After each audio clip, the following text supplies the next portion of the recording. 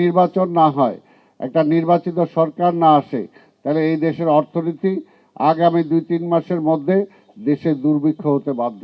দেশের অর্থনীতির অবস্থা খারাপ, দেশের সামাজিক অবস্থা খারাপ, দেশের আন্তর্জাতিক অবস্থা, যে কোনো অবস্থাই বলি না কেন, কোনোটাই আজকে ভালোভাবে চলছে না। এটাকে যদি ভালোভাবে চলাতে হয় তাহলে একটা ভালো সরকার দরকার। আর সেই ভালো সরকারটা অতীতে প্রমাণিত হয়েছে যে একমাত্র এই দেশের একমাত্র ভালো ভালো গভর্নমেন্ট দিতে পারে, সেটা হলো বিএনপি। শহীদ রাষ্ট্রপতি জিয়ার নেতৃত্ব হয়েছে, যেটা বেগম খালেদা জিয়ার নেতৃত্ব হয়েছে, এবং ইনশাল্লাহ তাদের সুযোগ্য সন্তান তারেক রহমানের নেতৃত্বে আগামী একটা সুযোগ্য গভর্নমেন্ট এই দেশে আসবে। 5ই আগস্টের পরে এমন কি হয়ে গেল জানি না, যে তারা বিএনপির বিরুদ্ধে লেগে গেল, এবং নির্বাচনটা যাতে না হয়, নির্বাচনটা যাতে পিছিয়ে যায়। যেমনি একইভাবে শেখ হাসিনা ষড়যন্ত্র করেছিল যে নির্বাচন দেয় নাই, নির্বাচন দিলেই বিএনপি ক্ষমতায় আসবে, ঠিক 5ই আগস্টের পর থেকেই তারা একই ষড়যন্ত্র করে যাচ্ছে। প্রত্যেকটা সেন্টারে শত শত লোক যারা আছেন, ভোট দেওয়ার পরে বাইরে পাহারা দেবেন, ঠিক আছে কিনা? যে পর্যন্ত ভোটের রেজাল্ট না আসবে, ভোটের রেজাল্ট আমার কাছে না পৌঁছবে, সেই পর্যন্ত ভোট সেন্টার ছেড়ে কোথাও যাবেন না।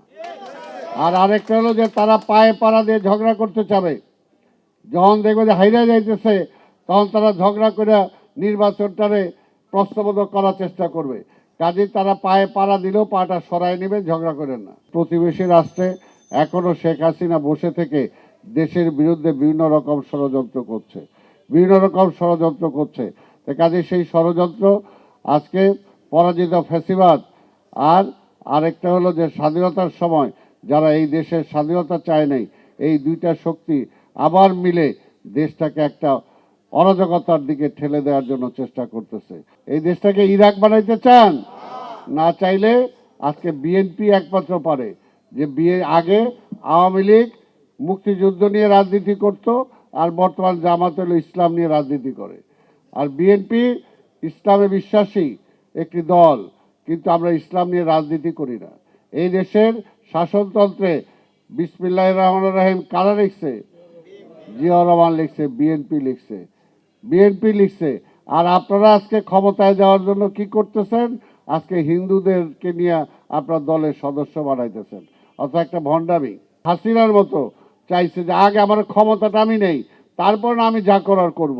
এখন জনগণকে বলবো ভাই আমি ভালো হয়ে গেছি, আমি ভালো হয়ে গেছি, দেখ না মাথায় হিজাব লাগায়া কিরকম মানে কত কিছু করছে, কত কিছু ওয়াদা করছে। আমি মদিনার মতো ইয়ের মতো সনদের মতো দেশ চালাবো, চালাইছে। এরাও হইলো ভণ্ড, এরাও বলবে একটা, করবে আর একটা।